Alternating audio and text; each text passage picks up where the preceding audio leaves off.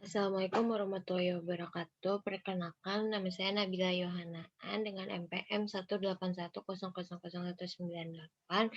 dari kelas B, kelas Perbandingan Hukum Perdata. Kali ini saya akan mempresentasikan mengenai resume buku Perbandingan Hukum Perdata. Sumber buku yang saya ambil itu terdapat 3 buku. Yang pertama itu Kapita Selekta Perbandingan Hukum karangan Dr. Sunarjati Hartono SH. Kemudian Perbandingan Hukum Perdata Komparatif Civil Law karangan Dr. Haji Salim. Kemudian yang terakhir itu Perbandingan Hukum Perdata karangan Profesor R. Subekti. Pengertian perbandingan hukum perdata. Pengertian perbandingan hukum perdata menurut buku yang dikarang oleh Dr. Haji Salim, perbandingan hukum perdata itu bentuk perbandingan pada sistem hukum yang ada di dunia dengan cara membandingkan di mana letak perbedaan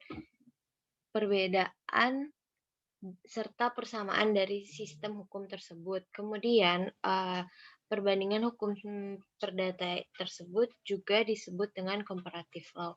Sedangkan dalam buku yang dikarang oleh Dr. Sunarjati Hartono, yaitu Kapita Selekta Perbandingan Hukum, beliau mengatakan bahwa perbandingan hukum adalah suatu metode penyelidikan, bukan suatu cabang ilmu hukum. Kemudian dalam buku karangan Profesor Subekti, dalam buku Profesor Subekti tidak menjelaskan mengenai pengertian dari perbandingan hukum perdata dan perbandingan hukum itu tersendiri. Kemudian fungsi perbandingan hukum perdata menurut buku dari Dr. Haji Salim, menurut Subekti terdapat 3 fungsi dari perbandingan hukum perdata, yaitu yang pertama mengetahui perbedaan sistem hukum, kemudian mengetahui latar belakang dari sistem hukum, dan mengetahui sebab-sebab adanya persamaan dan perbedaan dari berbagai sistem hukum. Kemudian dari buku karangan Sunarjati Hartono, fungsi dari perbandingan hukum perdata tersebut merupakan untuk menemukan unsur-unsur persamaan serta perbedaan sistem hukum, serta dapat memenuhi kebutuhan yang diperlukan seperti kebutuhan-kebutuhan ilmiah serta kebutuhan-kebutuhan praktis sendiri. Kemudian dalam buku Profesor Subekti, fungsi dalam perbandingan hukum perdata tersebut itu untuk mengetahui sebab adanya perbedaan-perbedaan dalam suatu sistem. Kemudian kita juga mempelajari perbandingan hukum perdata itu agar kita tahu bagaimana latar belakang peraturan-peraturan hukum yang kita ketemukan di masa lampau atau di masa depan nanti. Ruang lingkup perbandingan hukum perdata sendiri, di dalam buku Dr. Haji Salim, Dr. Haji Salim mengatakan bahwa ruang lingkup perbandingan hukum perdata dibagi menjadi 2, yaitu kajian terhadap perbandingan hukum perdata yang berlaku dalam suatu negara, kemudian kajian terhadap perbandingan hukum perdata yang berlaku antara negara yang satu dengan yang lainnya. Dalam buku Kapita Selekta Perbandingan Hukum sendiri mengatakan bahwa ruang lingkup perbandingan hukum terdapat perdata ialah perbandingan hukum perdata sebagai metode, kemudian sebagai hak, fungsi sosial, dan keadilan. Kemudian perbandingan hukum perdata mengatakan bahwa ruang lingkupnya itu ialah hak milik atas tanah, meliputi hubungan antara hukum publik serta hukum perdata, kemudian tentang cara-cara pembentukan hukum sendiri.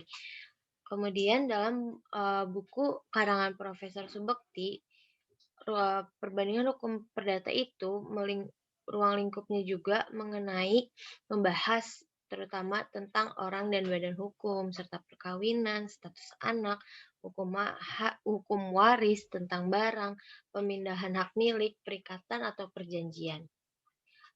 Kemudian kedudukan perbandingan hukum perdata menurut menurut buku Dr. Haji Salim, kedudukan perbandingan hukum perdata sebagai metode adalah untuk mengetahui persamaan serta perbedaan itu sendiri terhadap peraturan atau ketentuan dari satu negara dengan negara lainnya. Sebenarnya ini sama-sama dengan tujuannya sendiri itu.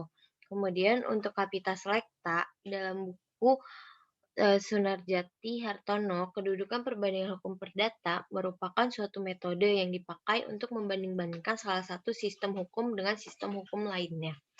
Dalam buku Profesor Subukti sendiri, kedudukan perbandingan hukum perdata sebagai ilmu dijelaskan bahwa dari perbandingan hukum perdata tersebut kita akan melihat adanya persamaan maupun perbedaan mengenai berbagai hal yang ada dalam sistem hukum yang dimana terdapat banyak persamaan di antara perbandingan hukum perdata dengan sosiologi hukum. Jadi, terdapat juga kesamaan-kesamaan tersendiri di antara perbanding di eh, kesamaan tersendiri juga dengan sosiologi hukum.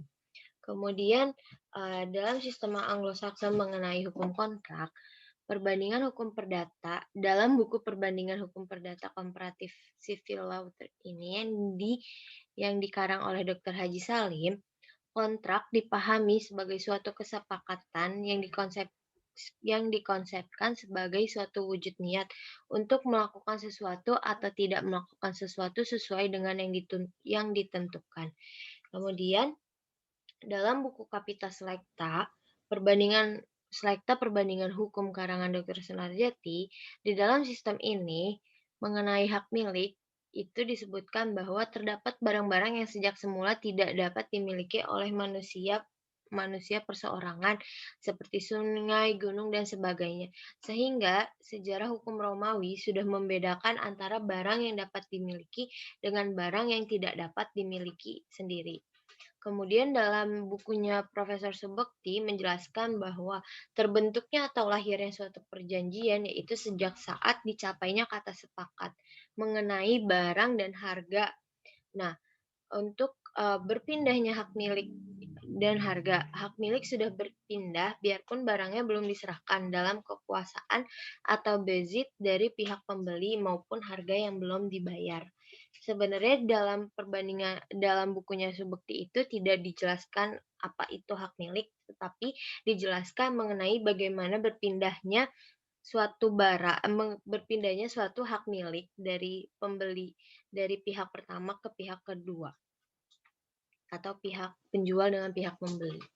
Kemudian dalam sistem Eropa kontinental sendiri mengatakan dalam bukunya Dr. Haji Salim, kontrak dikonstruksikan sebagai suatu persetujuan atau agreement yang dibuat di antara dua orang atau lebih pada suatu lembaga yang mengatur hak dan kewajiban keperdataan mereka.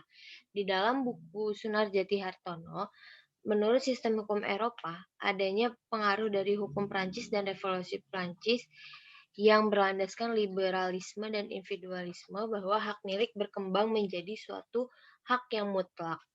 Kemudian di dalam buku Profesor Subekti mengatakan bahwa hak milik dapat berpindah di saat perjanjian jual beli ditutup, sehingga yang dinamakan penyerahan adalah penyerahan barang yang telah berpindah hak miliknya dalam kekuasaan yang nyata dari sang pembeli. Mengenai dua sistem ini di antara 3 buku maupun dari sistem Eropa kontinental maupun Anglo-Saxon, di dalam 3 buku ini lebih banyak menjelaskan bagaimana itu syarat sahnya perjanjian atau syarat sahnya suatu perjanjian yang kemudian bagaimana berpindahnya hak milik, tetapi tidak disebutkan spesifik bagaimana apa itu hukum kontrak dan sebagainya.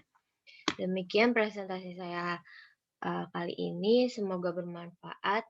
Saya pamit undur diri. Assalamualaikum warahmatullahi wabarakatuh.